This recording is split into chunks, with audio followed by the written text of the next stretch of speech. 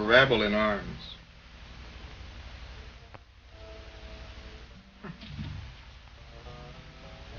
Wonder how that...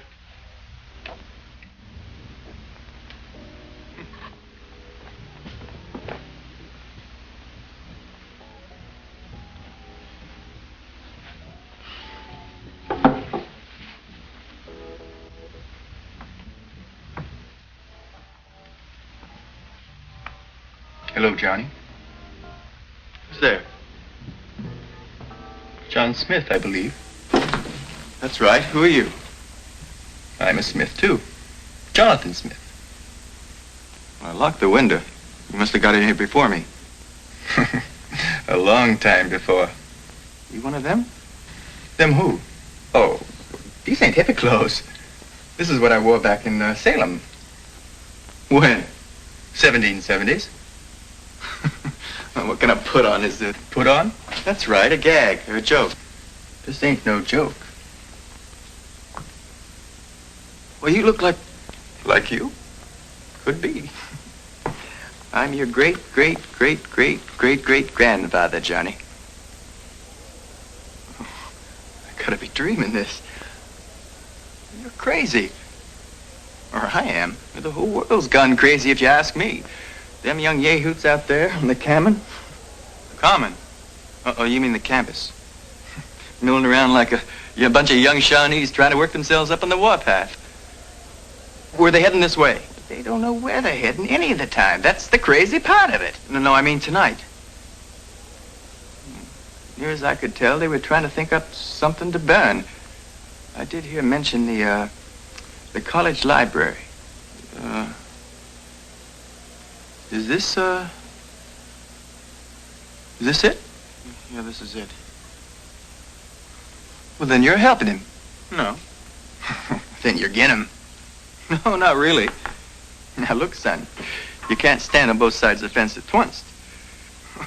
You can't be my great-great, well, whatever you say. Well, you're younger than I am. Well, maybe. I was just 20 when I was killed, Johnny. At Ticonderoga. Oh. My son, less than 2 months old. Well, I'm sorry. I was luckier, I guess. I was in Vietnam. But I gotta get back to my studying, okay?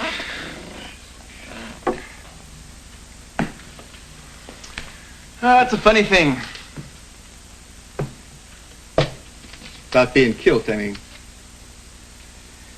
If I had my druthers, I'd rather live for something than die for something. But what make me sorriest of all would be to find out I died for nothing. What do you mean? Oh, we were powwowing about this on the other side lately, in the spirit world. We were just folks, us colonists. A rabble, Burgoyne called us. Of course, our lives wouldn't hold a candle to what all you got, but, we appreciated it just the same. Sometimes I think a heap more and, well, never mind. As I was saying, we were talking about this country, these United States of America. We gave our lives to start, and was it worth it? Well, some of us have come back to find out. We just don't stomach a bunch of hooligans trying to tear down what we gave our lives to build. And you know something? We're even disgusted at the rest of you for letting them do it. Cool it, Pop. Grandpop to you. Or Jonathan, if you want. Okay. Jonathan. I told you I wasn't for him. But you weren't again him. Well, I haven't made up my mind yet. What is there to ponder about? What's your father say? You talk it over with him. My father?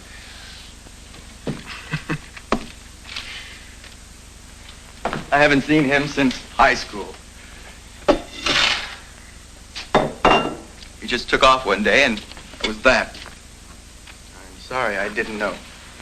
That's okay. I'm getting over it. Mom's remarried, though. This time to a real no-goodnik. That's when I left home. Well, in our day, home was about all we had.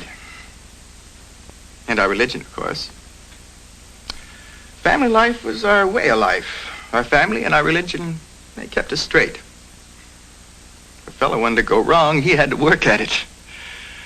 But today, well, home just doesn't seem like home anymore. Who needs it? Not me. That's because you haven't found the right girl. I've found dozens of them. But why keep a cow when milk's so cheap, huh? Now, don't talk like that, Johnny. I reckon it's hard not to be bitter over a broken home. But you are responsible for you. Besides, you're a stripe above those rowdies out there. You don't have to sink to their level. They're young yet.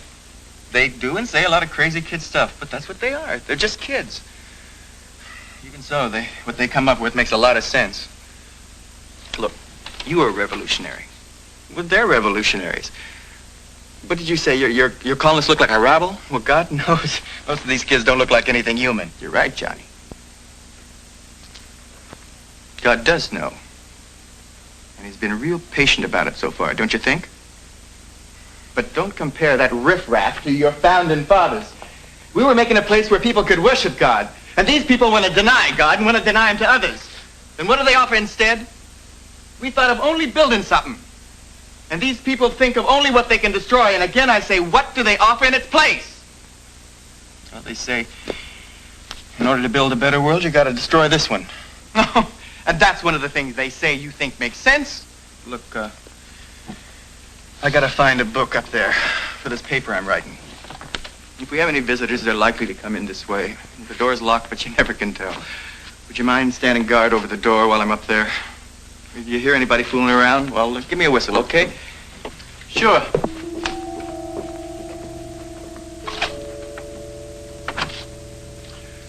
So what are some of the better things they're going to build for you? All right. Name me just one. Well, plenty of things could be better in this country. That's right. Plenty of things are sight better than they were. But what I want is for you to name me one thing that is better in any other country than it is right here. Especially in them countries that gang out there claims to admire so much. Countries like communist Russia and China. Look, I keep saying they're only kids. Well, stop saying it. This nation was founded by young people. When we think of our pilgrim fathers, we think of old men with gray beards. Well, most of the people that came over in the Mayflower were in their 20s. Many were even teenagers. Captain John Smith, my ancestor and yours, was in his 20s when he was founder and president of the Virginia colony. And George Washington was 22 when he was colonel of the British Army during the French and Indian Wars. And oh yes, on the boat that followed the Mayflower over, there was a young lad of 19, I believe, Philip Delanoy. Now, one of his descendants became president of the United States, Franklin Delano Roosevelt. But the founding father was only 19. And that I had forgotten, that they were kids too. No, let's say they were young people. There's a difference. They were young people who believed in God. Now, the weirdos of today, they deny God. And you know why, don't you? They have to. Because as long as people believe in God, then... Shh. What's that?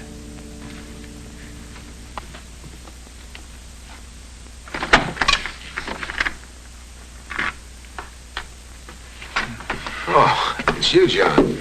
Good evening, Dr. Hardin. Hello, I saw the light. Well, I'm knocking out a paper on heartbeats of turtles. With a baseball bat? Oh, well, I saw it outside the field house on my way over here. I heard some voices. I thought maybe someone was in here with you. What's this? What is it?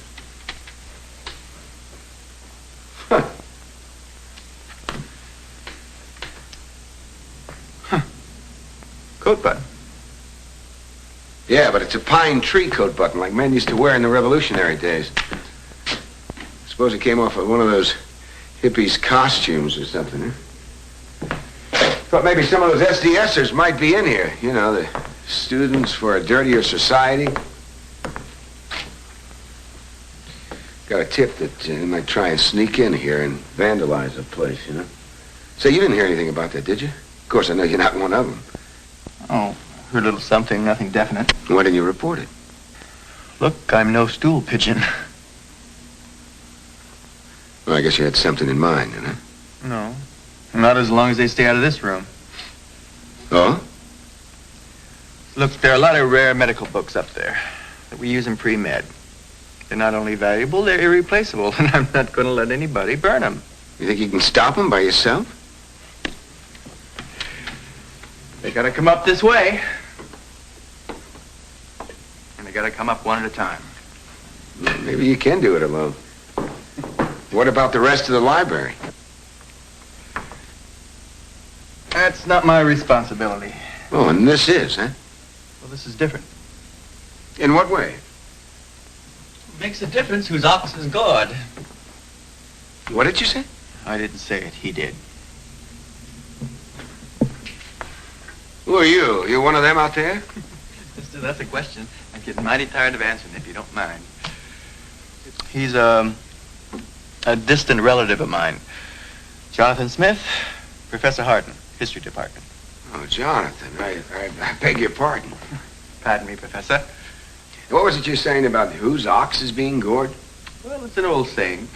When trouble hits somebody else, we say it's too bad, but we bear up under it. But let the same thing happen to us. Well, that's a different story. We try to do something about it. Your relative's right, you know, John. There's more to it than that. I mean, there's certain rights involved here I happen to believe in. Well, I may not agree with everything they say, but what's the clarion rest of it? I'll defend their right to say it. Well, that's what democracy's all about, isn't it? I mean, free speech, including the right of dissent, and human rights over property rights. All right? Oh, boy. If you ever heard such bunkum, read your Constitution. There it is. You see, that's the irony of it, Jonathan. They always piously invoke the very Constitution they want to destroy.